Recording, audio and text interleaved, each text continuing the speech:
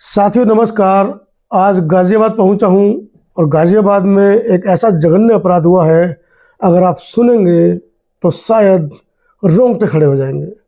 मात्र 2.5 साल की एक हमारी गुड़िया जो घर के बाहर खेल रही थी, किसी पिशाच की उस पर नज़र पड़ जाती है और वो उसको टॉफ़ी चॉकलेट के बहाने से घर से उठा लेता है। उससे पहले उसने अपने शरीर में इंजेक्शन लगाए नशे के और उसने उन बच्चों को खेलता हुआ देखा और उसकी जो आदत है या उसकी जो कह सकते हैं कि उसका जो नेचर है बच्चों के साथ में जघन्य अपराध करने का, वो जागृत हो जाता है। वो उस लड़की को उठाता है और जंगल में ले जाता है। जंगल में ले जाकर पूरी कहानी क्या है इसके बारे में तो तफरीश से पता चलेगा, कानून अपना काम कर रहा है। लेकिन जब लोग ढूंढते ढूंढते उस बच्ची को ढूंढ रहे होते हैं, जिस व्यक्ति को उस बच्ची को उठाकर ले जाते हुए लोगों ने देखा, और जब परिवार के लोग और मोहल्ले पड़ोस के लोग बच्ची को ढूंढने लगे, मात्र लगभग 3-3.5 साल की वो बच्ची थी जिसको ले जाया गया और जिसके साथ ये जघन्य अपराध हुआ। तो वहाँ पर नशे में एक व्यक्ति घूमता हुआ दिख रहा था, जिसके ऊपर आरोप है कि यही व्यक्ति उस बच्ची को उठा कर ले गया था। उस व्यक्ति ने जब भीड़ को देखा तो उसने अपना बयान बदला और उसने कहा कि मेरे सिर पर शिव जी आते हैं, मेरे सिर पर भोलेनाथ का हाथ है, मेरे ऊपर भगवान आते हैं, मैं बता सकता हूँ वो लड़की कहाँ है। वो पूरी भीड़ को बरगलाते हुए इधर उधर घुमाते हुए सीधा उधर पहुंच जाता है जहाँ पर वो उस बच्ची की डेड बॉडी, अभी तक वो डेड नहीं थी, उसके हाथ हिल रहे हैं। वीडियो में हमने जब तफरीश से देखा तो उसके हाथ हिल रहे थे, मतलब अर्ध कह सकते हैं कि अभी मरी नहीं है। और कहीं ना कहीं उसके सिर पर पत्थरों से इतना उसको मारा गया और कुछ धारदार हथियारों से भी उसके गर्दन पर घाव दिखाई दिए। उसको तुरंत वहाँ से उठा। अच्छा, इसमें एक चीज़ और भी है कि लड़की के ऊपर के जो कपड़े थे वो लड़की ने पहने हुए थे, लेकिन नीचे के कपड़े गायब थे। प्रथम दृष्टया ये लग रहा था कि लड़की के साथ कुछ ऐसा करने की कोशिश की गई है जिसकी वजह से लड़की पहचान न खोल दे, उसको मार दिया गया। लेकिन गनीमत थी कि लड़की जीवित थी और ऐसा कहा जा रहा है कि वो अस्पताल जाते समय अस्पताल में उसने दम तोड़ दिया। हालांकि पुलिस इस पर तफरीश कर रही है। यहाँ पर अब गाजियाबाद पुलिस के ऊपर प्रश्न चिन्ह लग रहे हैं। प्रश्न चिन्ह क्या है कि लड़की के पिताजी जब थाने पहुँचते हैं और कहते हैं कि मेरी बेटी के साथ में ये अपराध हुआ है, उसका बलात्कार के बाद हत्या की कोशिश की गई है और लड़की वो डेड हो चुकी है, तो गाजियाबाद पुलिस इनाम का काम करती है। वो ना अपराधियों को ढूंढने का काम छोड़कर वो पहले उस लड़की के पिताजी को ही अरेस्ट करती है, जिससे कि ये मामला, क्योंकि ये एक जघन्य अपराध का मामला था, एक ऐसा मामला था गाजियाबाद के अंदर, वो भी एक महानगर के अंदर, कि एक 2.5-3 साल की बच्ची, उसके साथ रेप कर दिया जाता है और उसको मारने की कोशिश की जाती है। अब आप सोचिए कि लड़की के परिवार को ही पुलिस कस्टडी में डाल देती है, पूरी रात उसके पिता को बंद रखती है। अभी थोड़ी देर में हमने परिवार को बुलाया है, पूरी बात क्या है वो आपको बताएंगे। लेकिन इस तरह का जघन्य अपराध और कानून की इतनी सुस्ती, सवाल तो बनते हैं। अभी जिस बारे में मैंने आपको पूरी भूमिका बनाकर बताई है, उस भूमिका में जिस छोटी बिटिया के साथ में ये जघन्य अपराध हुआ है और अपराध के बाद उसकी हत्या हो गई है, उसके माता पिता मेरे साथ हैं। परिचय दीजिए पहले तो अपना पूरा, कौन है, कहाँ से हैं, गाजियाबाद में कब से हैं? सर, मेरा नाम रिंकू है, मेरा गांव जिला कन्नौज है, गांव थाना तालिग्राम, गांव संतनगर। आप कन्नौज से हैं, गाजियाबाद में कब से हैं? गाजियाबाद से सर मतलब हो गए हैं 4-5 साल हो गए हैं। तो क्या गाजियाबाद में क्या काम है, क्या करते हैं? पेंट का काम करते हैं। अच्छा, वॉल पेंटिंग। चलिए, तो ये कब की घटना है, क्या हुआ है, पूरा हमारे दर्शकों को अवगत कराएं। ये घटना है 16 तारीख की। मेरे बड़े वाले लड़के ने सुबह निकल गया था मैं काम पे, बच्चों को खाना आना खिला के। जब शाम को मैं काम से छुट्टी करके आ रहे थे 6:41 में हमारे बड़े वाले लड़के ने फ़ोन किया, पापा परी नहीं मिल रही है, बहुत देर हो गया। तो हमने पड़ोसी से बोला आसपास देख लो, मैं आधा घंटे में गांव कमरे पे आ रहा हूँ। फिर जब मैं आधा घंटे में आ गया, सब मैं पड़ोसी से बोला आप लोग इधर ढूंढो, आप लोग इधर ढूंढो। मैंने फ़ोटो भी निकलवाया, सबको दिखा के सबसे पूछा हमारी बिट्टी दिखी है कि नहीं। फिर उसके बाद में काफ़ी टाइम हो गया, मेरे पास फ़ोन आया मकान मालिक का, उनका नाम है अंकित। तो बोला मिट्टी मिल गई है, आप आ जाओ। जिस हिसाब से मैं गया वहाँ देखा जाके मिट्टी, मेरी बेटी पड़ी हुई थी जंगल के झाड़ी में, बेरी का पेड़ था नीचे पड़ी हुई थी। ये किस जगह की बात है, कहाँ पर? ये मतलब जहाँ पे मैं रह रहा हूँ, थोड़ा किस जगह पर रह रहे हैं आप? गांव का नाम है नून नगर सियाने, सियाने। चामर गली बोलते हैं उसको। जी। हाँ, उस गली में रहे। जब मैं गया देखा कि परी मिल गई है, जिस हिसाब से मैं देखा वहाँ पे सर उसके पैर में कोई कपड़े नहीं थे, पूरे उसके पैर से ब्लेड आ रहा है, पूरा सर पूरा हाथ पैर सब पे खून खून खून सब लगा है। मैं जैसे देखा उसको लेके गया अस्पताल में, पड़ोसी अस्पताल है मरियम एक है, उनमें लेके हमने भी डिस्चार्ज कर दिया, नहीं दूसरे अस्पताल में लेके जाओ, वहाँ भी मना कर दिया। फिर मैं सरकारी अस्पताल में लेके गया, मेरी परी ने दम तोड़ दिया।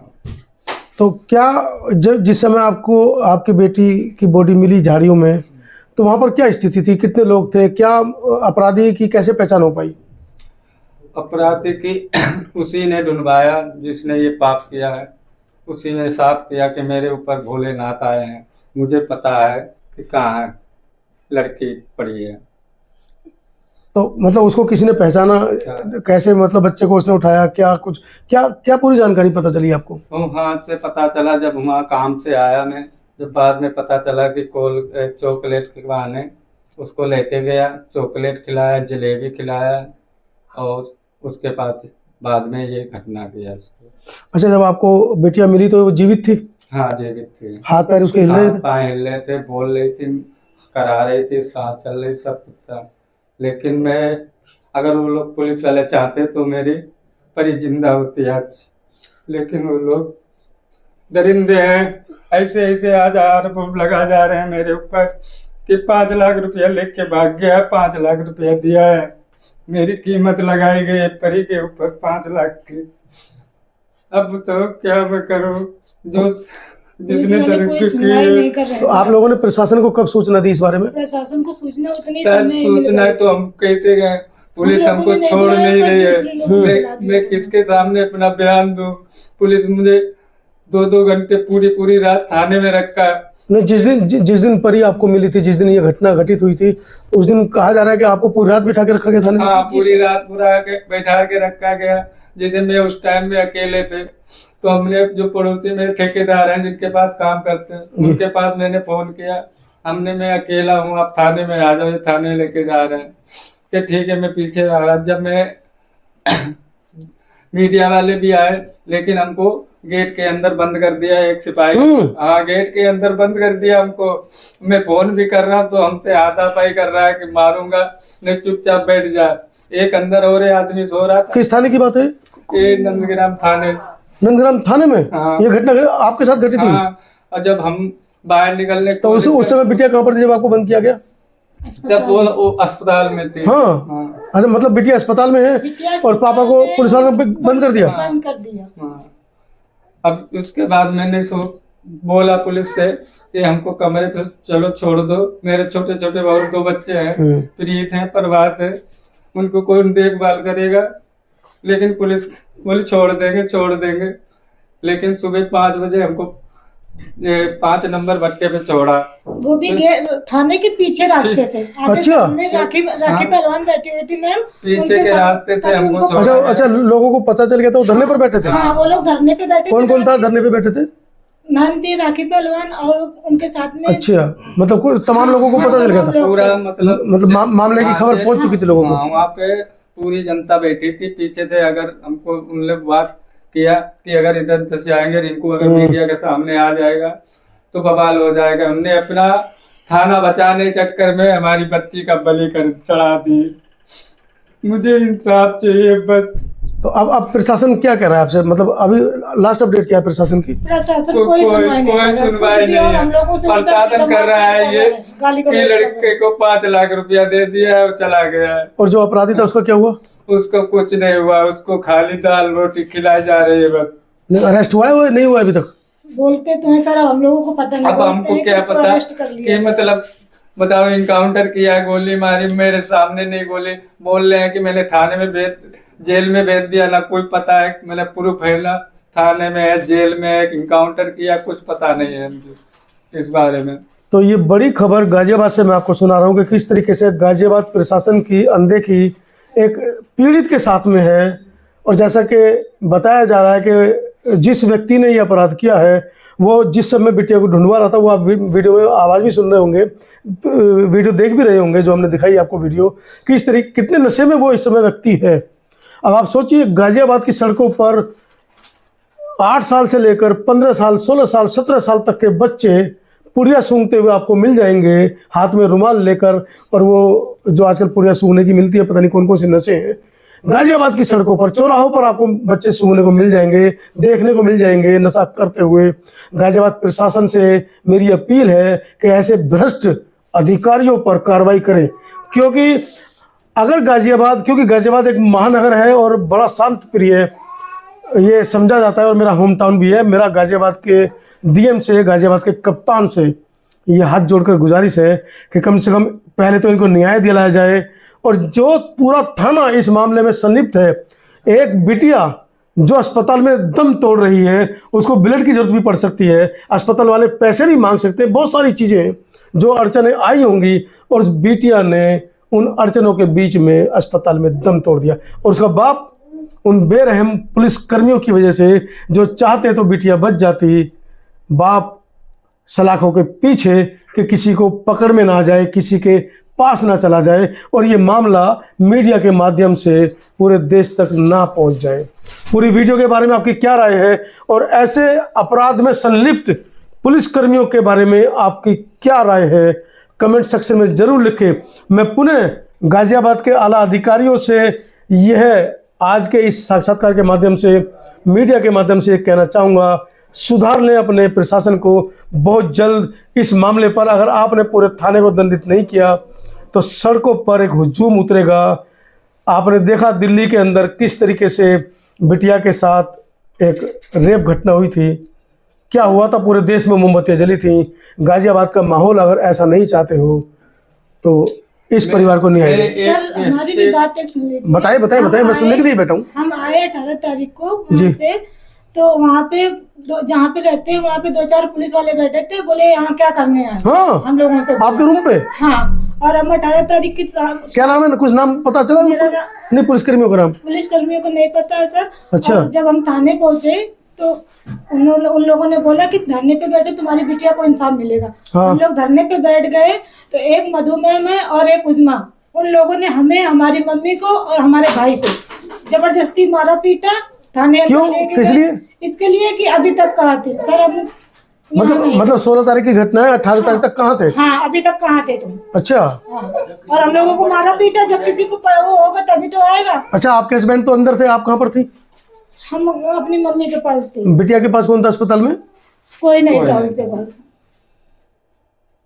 तो ये सारे आरोप हैं। हमारा भाई भी अहमदाबाद से आया, उसको भी बोल रहे हैं कि यहाँ से भाग जाओ, नहीं तो चोरी का इल्जाम लगा के तुम्हें अंदर करवा देंगे। पुलिस वाले बोल रहे हैं? हाँ, उसके साथ भी हाथापाई की पुलिस वालों ने। पुलिस वालों ने।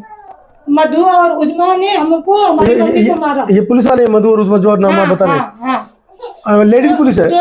2 स्टार लगे हुए। लेडीज पुलिस है नंदग्राम थाने में। हाँ। अब आप देखिए, जेंट्स पुलिस को तो कह सकते हैं कठोर है, कानून व्यवस्था बनाने के लिए उन्हें सख्ती करनी पड़ सकती है, लेकिन यहाँ तो महिला पुलिस कर्मियों के ऊपर भी आरोप। अब जो मृतका है, छोटी बिटिया है, गुड़िया है हमारी, उसकी माँ लगा रही है कि किस तरीके से पीड़ित की माँ को ही मारा पीटा जा रहा है, और ये कहा जा रहा है कि यहाँ से भाग जाओ, नहीं तो आपका अंजाम बुरा होगा। मैं पुनः एक बार गाजियाबाद के आला अधिकारियों को मैं सचेत कर देना चाहता हूँ कि शोषित के साथ में पूरा समाज है, पूरा गाजियाबाद का सभ्य समाज साथ में खड़ा है। स्थिति निर्भया कांड जैसी ना हो जाए, सड़कों पर लोग मोमबत्तियां लेकर ना निकले, उससे पहले आप मामले को। सरकार से यही दरख्वास्त है कि उसके घर में बुलडोजर चलवाया जाए, उसके सारे घर वालों को गिरफ्तार किया जाए। बिल्कुल, ऐसे लोगों का एनकाउंटर हमने देखा है, वर्तमान की सरकार ने किया है। बस ऐसी जगह अगर पे सरकार उन नहीं लोगों न्याय को कोई कर सकती अधिकार तो हमें नहीं दे है। दीजिए, हम उसका न्याय आज करेंगे। मेरी जैसे मेरी बिटिया बिटिया के गई है साथ किसी तस्वीर, की और की वैसे इसको हम जाएगी। तड़पा तड़पा के मारेंगे बस। मेरी बिटिया को किस तरीके से मारा है, बलात्कार किस तरीके मैंने देखा है, कितनी तड़पी होगी वो। आप समझ सकते हैं एक बाप के दिल पर क्या बीत रही होगी जब उसकी बिटिया का शव, हालांकि वो जीवित थी, शव कहना, उस शरीर कह सकते हैं कि उसकी बिटिया का शरीर तड़पते हुए उसको मिला। ऊपर के कपड़े, जैसा मैंने पहले अपनी वीडियो में बताया कि उसके थे, लेकिन नीचे के कपड़े नहीं थे। जैसे कि मृतका के पिताजी ने भी बताया कि उसके नीचे के कपड़े नहीं थे, लहूलुहान थी वो। हालांकि पुलिसकर्मियों का ये कहना है कि बिटिया के साथ में रेप नहीं हुआ है। अगर रेप नहीं हुआ है, दरिंदे हैं, पुलिस दरिंदे हैं, ये पैसे खाए बैठे हैं। उनके सामने सब वीडियो है, पूरी साफ वीडियो है, मेरे पास सबूत है। उन्हें जानबूझ के ये सब किया है कि रिपोर्ट गलत बनाई जाए। जब वहाँ से थाने से इनको छोड़ा तो वहाँ से बोले कि चलो 5 नंबर भट्टे पे, 5 नंबर भट्टे पे इनको बैठाल के रखा 3 बजे 4 बजे मैं तक। अपने कमरे वहाँ पे से आना जा रहा, मेरे फिर 2 वहाँ बच्चे से- थे, वहाँ मेरी से बहन थे, जीजू थे, गाजियाबाद- लेकिन हमको आने नहीं दिया। गाजियाबाद हमसे धमकी बस दे रहे हैं। स्टेशन पे छोड़ा गया कि यहाँ से निकल जाओ तुम। बस पकड़ के निकल जाओ। हाँ, इनको वहाँ बस के पास छोड़ा इनको? हाँ, पुलिस अपनी गाड़ी से ले गई, वहाँ बस के पास ही छोड़ा कि बस में बैठ के सीधे अपने गांव चले जाओ। अब यहाँ 2-4-5 दिन दिखना नहीं तो। हमसे ये बोला कि गांव चले जाओ 5-6 दिन के लिए, ठीक है, और यहाँ रहोगे खतरा रहेगा। मैं समझ गया पुलिस पैसे खा चुकी है, हमको मतलब किसी के सामने जा नहीं पा रहे हैं तो अपना बयान नहीं दे पाएंगे और मेरे बिट्टी का न्याय नहीं मिलेगा। इसीलिए अपनी बच्ची को, मेरे 2 बच्चे हैं, अपनी बहन के यहाँ छोड़ा। हमें बहन में अकेला है, बच्चों के साथ मैं कुछ बिट्टी का अपना न्याय नहीं दिला पाऊंगा। मेरी बहन, मेरे जीजू हरियाणा में रहते हैं, उनके साथ अपने दोनों बच्चों को भेज दिया। तब आज मैं ये अपने बयान दे रहा हूँ। बस आपसे लोगों को इतनी दरखास्त है, मुझे न्याय चाहिए। धैर्य बरते, पूरा देश आपके साथ में है। अब मैं क्या कहूँ इससे ज्यादा, आप समझदार हैं। वीडियो वहीं खत्म करता हूँ।